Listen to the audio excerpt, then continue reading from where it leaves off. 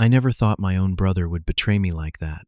Tyler and I had our issues growing up, but what he did crossed every line imaginable. 2 years with Sophia, building a life together, planning a future, all destroyed in one night. I had just stepped out to pick up dinner when he burst into our apartment, beer on his breath, looking at my girlfriend with that smirk. "He is a weakling," he told her. "Ditch him tonight. I will show you a real man." The worst part was not his words, but her reaction, laughing as she started throwing my things into the hallway. I stood frozen, watching my life collapse. What happened next changed all of us forever. Before I continue with this story, drop a comment letting me know where you are watching from, and hit that like and subscribe button if you have ever had to deal with toxic family members or relationship betrayals. Trust me, what happens next will show you exactly why karma is real and why sometimes the best revenge is simply letting people face the consequences of their own actions. Growing up as the younger brother of Tyler Reed was never easy. From our earliest memories, our household operated with a clear hierarchy, one that my parents, particularly our father, reinforced at every opportunity. Tyler was everything a real man should be. According to our father, athletic, aggressive, dominant, a natural leader who took what he wanted without apology. I was his opposite in almost every way, more academic than athletic, thoughtful rather than impulsive, preferring books and computers to football and wrestling. "Why cannot you be more like your brother?" became the soundtrack of my childhood, a question that carried the weight of perpetual disappointment. When Tyler won wrestling championships, my academic achievements barely registered. His trophies dominated the living room display case, while my honor roll certificates were relegated to a drawer in my mother's desk, acknowledged but not celebrated. This dynamic shaped our relationship from the beginning. Tyler did not just enjoy being the favorite, he actively worked to maintain his position, often at my expense. When I was 12 and brought home a first-place science fair medal, Tyler accidentally spilled soda on my project the night before it was to be displayed at the regional competition. When I was 16 and finally worked up the courage to ask out Melissa, my high school crush Tyler somehow got to her first, dated her for 2 weeks, then dumped her publicly, effectively ending any chance I might have had. "Just toughening you up, little brother," he would say, after each incident, ruffling my hair in that condescending way that made me feel like a child, even after I had grown taller than him. The world is not going to coddle you like mom does. Our parents either did not see these dynamics or chose to ignore them. Our mother occasionally tried to mediate, but usually defaulted to keeping the peace, which meant letting Tyler have his way.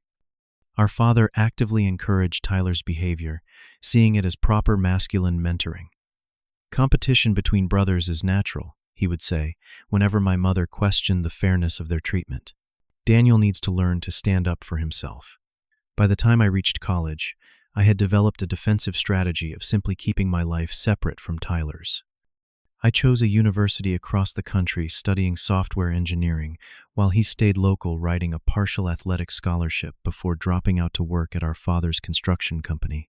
For several years, this distance provided relief, allowing me to develop friendships and a sense of self apart from his shadow. After graduation, I secured a position at a growing tech firm in Seattle, establishing myself as a reliable developer with a talent for problem solving. My career was steady, if not spectacular, providing the stability and intellectual challenge I valued. I had a small circle of close friends, a comfortable apartment, and the beginnings of financial security, all achieved without family connections or assistance. Then at a friend's wedding 3 years ago, I met Sophia Martinez. She worked in marketing for a retail company, was passionate about photography, and had a laugh that made everyone around her smile. Our connection was immediate and surprising, at least to me. She was vibrant and outgoing, attributes I had always associated with people who would find me boring, yet she seemed genuinely interested in my more reserved nature. "You actually listen when people talk," she told me on our third date. "Do you know how rare that is?" Over the next several months, our relationship deepened. We shared interests in photography, hiking the Pacific Northwest trails, and quiet evenings discussing everything from philosophy to science fiction. She encouraged me to speak up more at work, leading to a promotion I might not have pursued otherwise. I helped her organize her first photography exhibition, spending weekends, building display frames, and helping her select her best work. 2 years into our relationship, we moved in together, finding a 2-bedroom apartment that allowed space for her photography and my home office. We talked about marriage as an eventuality rather than a question, planning for a future that seemed secure in its trajectory. The first complication arose during a holiday visit to my family. I had been selective about these visits, usually going alone and keeping them brief. This time, however, Sophia insisted on joining me, eager to meet my family after hearing so much about them. I reluctantly agreed, hoping that Tyler, who had recently moved to Portland for a management position at a new branch of my father's company, would be too busy to attend. He was not. From the moment he saw Sophia, something shifted in his demeanor. The casual dismissiveness he usually directed at me took on a new edge, one that included frequent references to our childhood, where he had always looked out for his little brother, stories that rewrote history to cast him as protector rather than tormentor. More concerning was the way he focused on Sophia finding excuses to touch her arm during conversations, bringing up interests they supposedly shared, interrupting whenever she and I were talking. I recognized his tactics from high school, the same approach he had used with Melissa and others, but told myself Sophia was different, that our relationship was stronger than his ability to undermine it. The visit ended without incident, but over the following months, Tyler found reasons to be in Seattle with increasing frequency. Business trips, concerts, sports events, each one accompanied by texts to Sophia, suggesting they all meet up always, including me in the invitation, but making it clear I was an afterthought. Sophia insisted his behavior was harmless. "He is just being friendly," she would say. "Besides, he is your brother. Family is important." I wanted to believe her, but patterns from my childhood were re-emerging. Tyler would coincidentally suggest restaurants I had mentioned wanting to try with Sophia. He remembered details about her interests I had shared during rare phone conversations with our mother. He was inserting himself into our relationship with calculated precision. Tensions between Sophia and me began to surface. Small disagreements escalated into arguments more frequently. She started making comments about my overthinking things and being too sensitive about Tyler phrases that echoed my father's criticisms throughout my childhood. A week before the night that would change everything, we had our most serious fight yet. Tyler had sent Sophia tickets to a concert for her birthday, expensive seats for a performer she loved. Just 2 tickets, one supposedly for me. When I pointed out that he knew I had an important project deadline that night, she accused me of being jealous and controlling. "Fine," I said, finally exhausted from the circular argument. "Go with Tyler. I trust you." The words felt hollow even as I said them, not because I did not trust her, but because I knew my brother too well. The night of the concert, I threw myself into work, finishing the project ahead of schedule. Deciding to surprise Sophia with dinner from her favorite Thai restaurant, I headed home early, unaware that the foundation of my life was about to crumble beneath me. I entered our apartment building with 2 bags of takeout, nodding to our neighbor Mrs. Finley as she checked her mail in the lobby. The elevator was out of service again, so I climbed the 4 flights of stairs, mentally rehearsing how I would apologize for being difficult about the concert. When I reached our floor, I heard raised voices from inside our apartment. One of them, unmistakably Tyler's. My first thought was confusion. The concert should not have ended for another hour. At least. My second was concern. The tone of the conversation sounded heated. I shifted the food bags to one hand and unlocked the door. The scene inside froze me in place. Tyler stood in our living room, a half-empty whiskey glass in his hand, clearly several drinks in. Sophia sat on the couch, her expression a mixture of surprise and something else I could not immediately identify. The coffee table was littered with empty beer bottles, and music I did not recognize played loudly from our speakers. Well, here he is," Tyler announced, raising his glass in a mock toast. "The man of the hour, always showing up at exactly the wrong time." "What is going on?" I asked, looking between them. "Why are not you at the concert?" Sophia at least had the decency to look uncomfortable. "It was canceled. Water damage at the venue or something. We decided to come back here instead." "You could have texted me," I said, still standing in the doorway, the food growing cold in my hands. "Why?" Tyler interjected, moving closer to Sophia on the couch. So you could rush home from work and bore us with talk about your computer project. We were having actual fun for once. I set the food down on the entry table, anger and hurt competing for dominance. I think you should leave Tyler. He laughed that same dismissive laugh I had heard throughout my childhood. That is your problem, Danny boy. Always thinking, never doing. He stood up, swaying slightly from the alcohol. Let me tell you something, Sophia. My brother here, he is never going to be the man you need. He is a weakling, always has been. Our father knew it. I know it. And deep down, you know it too. Stop it. I said, my voice sharper than intended. You are drunk. Go home. Why, Tyler challenged, stepping toward me, afraid of what she will hear, afraid she will finally see you for what you are. He turned to Sophia, who was watching the exchange with an intensity that disturbed me. Ditch him tonight. I will show you what a real man looks like, someone who takes action instead of hiding behind a computer screen. I expected Sophia to defend me, to tell him to leave, to show any sign that our 2 years together meant something. Instead, she laughed. Not a nervous laugh, not an uncomfortable attempt to diffuse tension, but an actual laugh of amusement, as if Tyler had articulated something she had been thinking herself. Maybe he is right, Daniel, she said, standing up to join Tyler.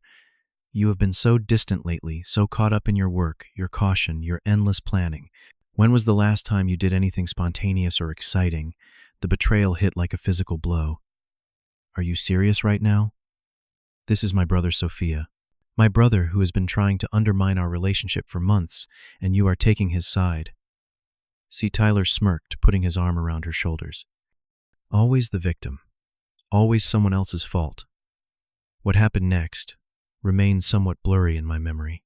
Sophia began gathering my things, starting with a framed photo of us. She pulled off the wall and thrust into my hands. I think you should stay somewhere else tonight, she said. We need space to figure things out. We. I repeated, the implication dawning on me as Tyler refilled his glass, looking utterly at home in the apartment I had paid 2/3 of the rent for. Just go, Daniel. Sophia continued, now piling books and clothes into my arms. One night apart will give us perspective. I stood there, arms full of hastily gathered possessions, watching as my girlfriend of 2 years and my brother of 28 years effectively evicted me from my own home. The final indignity came when Tyler opened the door, gesturing dramatically for me to leave. Do not worry about her tonight, he said with a wink. I will make sure she is well taken care of. I walked out because the alternative was a physical confrontation I knew I would lose, or worse, one that would only confirm Tyler's narrative about me. In the hallway, Mrs. Finley watched wide-eyed as Sophia threw a duffel bag with more of my belongings after me, then slammed the door shut. Those two were going at it before you got home, the elderly woman whispered, confirming what I had already suspected. Been at it for hours, not just since any concert canceled. I thanked her quietly and made my way downstairs, my life reduced to an armful of hastily gathered possessions and the crushing weight of dual betrayal. I spent that night in my car, parked behind my office building, too numb to cry, too shocked to plan, simply existing in the aftermath of destruction. Morning brought dozens of texts from Sophia. Not apologies, but justifications. How Tyler had opened her eyes to what she really needed. How she had been settling for safe and comfortable when she deserved passion. How I should have seen this coming and prepared myself better. That last part, at least, was true. I should have recognized the pattern, should have protected myself from Tyler's lifelong mission to take whatever mattered to me.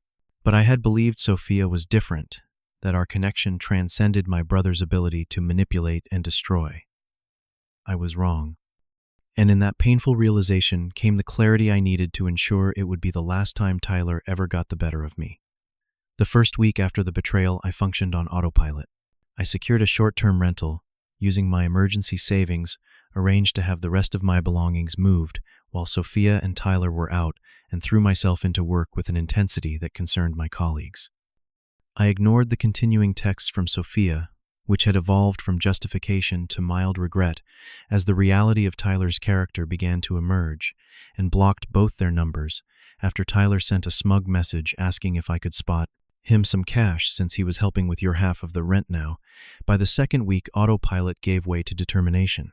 I had spent a lifetime allowing Tyler to take what mattered to me, watching as our parents enabled and even encouraged his behavior. This time would be different. This time I would not simply retreat to lick my wounds. This time, there would be consequences. The first step was gathering information.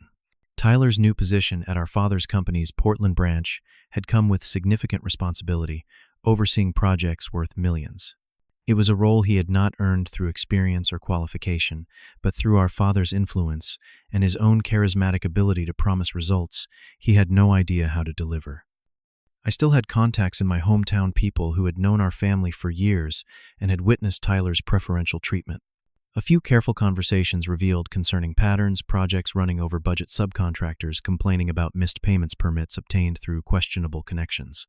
More valuable was an unexpected ally, Jessica, Tyler's executive assistant, who reached out to me through a mutual acquaintance. She had worked with Tyler for only 3 months, but had already compiled a file of concerning behaviors, primarily his habit of altering financial documents and misrepresenting project statuses to both clients and senior management. Your father keeps covering for him, she explained during a secured video call. But the problems are getting bigger. The Westlake project is a disaster waiting to happen, with safety inspections falsified and materials that do not meet code. She shared documentation, carefully redacted to protect herself, as the source showing a pattern of fraud that went beyond cutting corners. Tyler was actively endangering lives with his negligence, all while maintaining the outward appearance of the successful executive. The Westlake project was particularly troubling, a multi-story residential development where Tyler had approved substandard foundation materials to keep costs under budget, then falsified inspection reports to cover the deficiency. According to Jessica, he had personally pressured the inspector using methods she described as bordering on blackmail.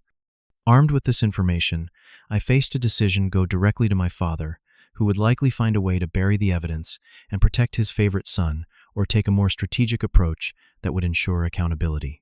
I chose the latter, carefully compiling the evidence into a comprehensive report, including sworn statements from subcontractors who had been pressured to cut corners. I had Jessica connect me with Lloyd Harrison, my father's primary competitor, and a man known for his strict adherence to building codes and ethical standards. Lloyd had lost several major contracts to Reed Construction due to Tyler's unrealistically low bids that were only possible because of the corners being cut. I have been suspicious for years, Lloyd confirmed after reviewing my evidence, but proving it was impossible with your father's connections at City Hall. Together, we developed a plan not for revenge, but for accountability and public safety. Lloyd would present the evidence to the state-level regulatory board, bypassing the local inspectors who might be influenced by my father. Simultaneously, I would ensure the information reached the Westlake project's primary investor, a cautious and ethical developer who had been misled about the project's compliance with safety standards. 3 weeks after being thrown out of my apartment, I watched from my hotel room as the plan unfolded. The state board announced an emergency investigation into Reed Construction's practices. The Westlake investor publicly pulled funding, citing serious concerns about project management and safety standards. Local news outlets picked up the story, featuring interviews with former employees who corroborated the pattern of negligence and fraud.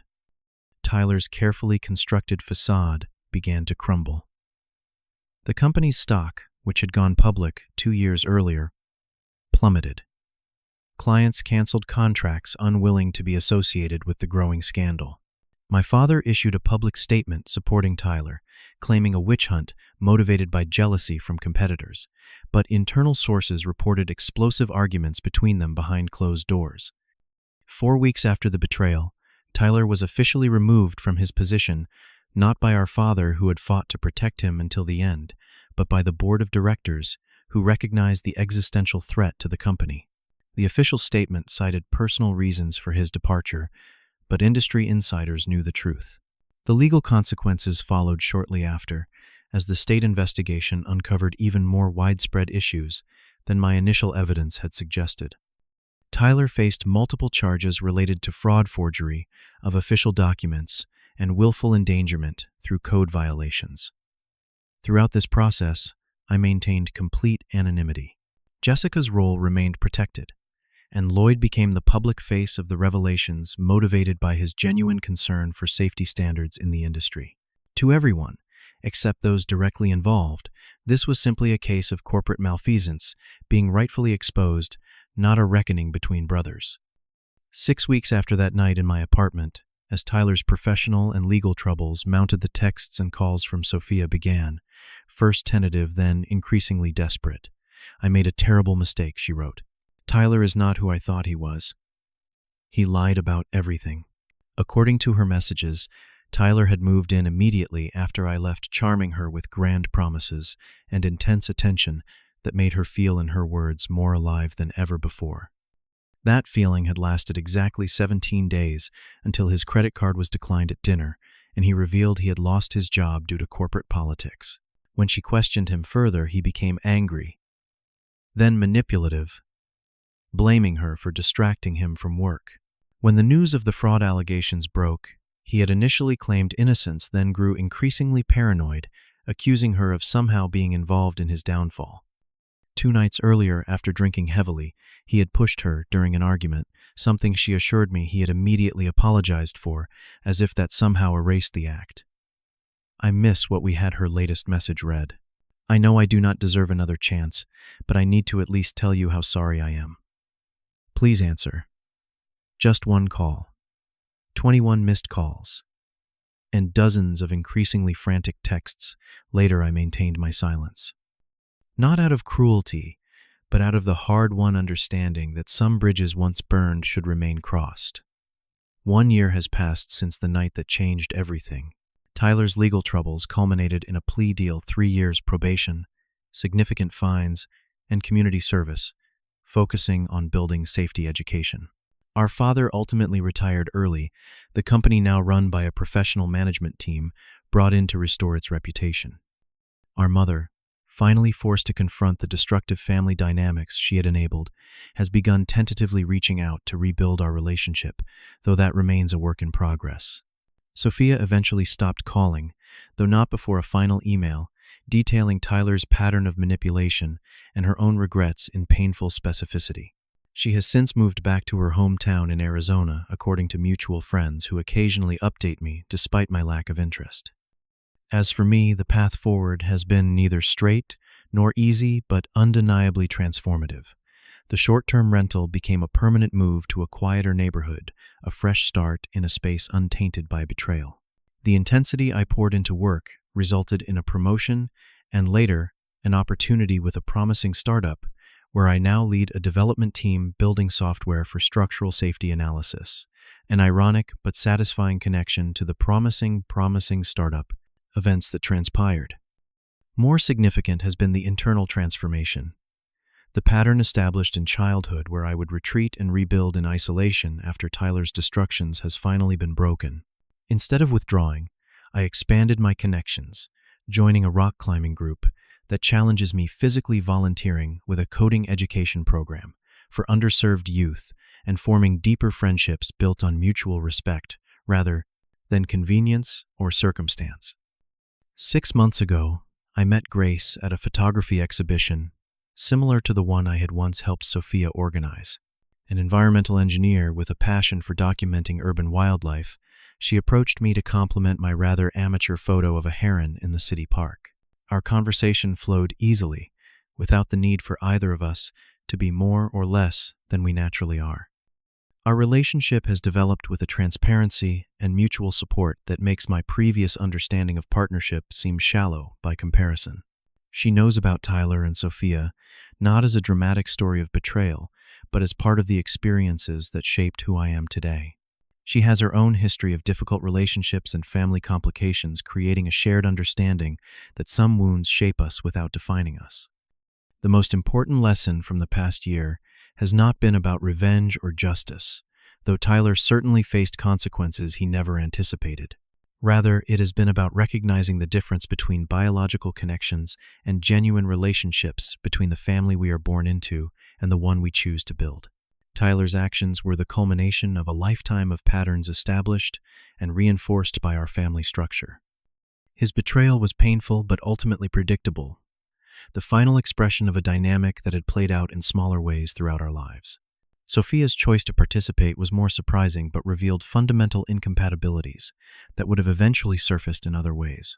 The real victory was not in Tyler's downfall or in declining Sophia's attempts to reconcile.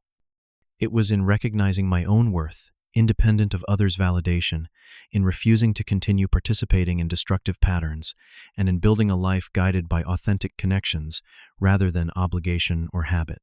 I have not spoken directly to Tyler since that night, though I hear occasional updates through our mother. According to her, he has struggled to find stable employment with his record, but recently began working construction again, starting at the bottom in a company where our family name carries no weight. Perhaps this humbling will lead to genuine change, though I remain skeptical based on our history. What I know with certainty is that the cycle has been broken. The pattern established in childhood, where Tyler would take and I would withdraw, has finally been disrupted. Not through confrontation or revenge, but through the quiet power of refusing to play the assigned role any longer. The ultimate lesson has been that true strength has little to do with the performative masculinity Tyler and our father valued so highly. Real strength lies in the courage to examine harmful patterns, the resilience to rebuild after betrayal, and the wisdom to construct boundaries that protect without isolating. Today, as I look forward, rather than back, I am grateful for the painful catalyst that forced this growth. The brother who called me weak ultimately revealed his own profound weakness, while pushing me toward a strength I might never have discovered otherwise. Have you ever experienced betrayal from family members or partners who were supposed to support you? How did you handle it? And what lessons did you learn about yourself in the process? Share your story in the comments below, and if this account of breaking destructive family patterns resonated with you, please hit the like button and subscribe to hear more stories about overcoming relationship challenges. Share this video with someone who might be struggling with family betrayal or toxic dynamics, as sometimes knowing others have walked similar paths can provide comfort during difficult times. Thank you for listening, and remember that your worth is never determined by those who fail to recognize it.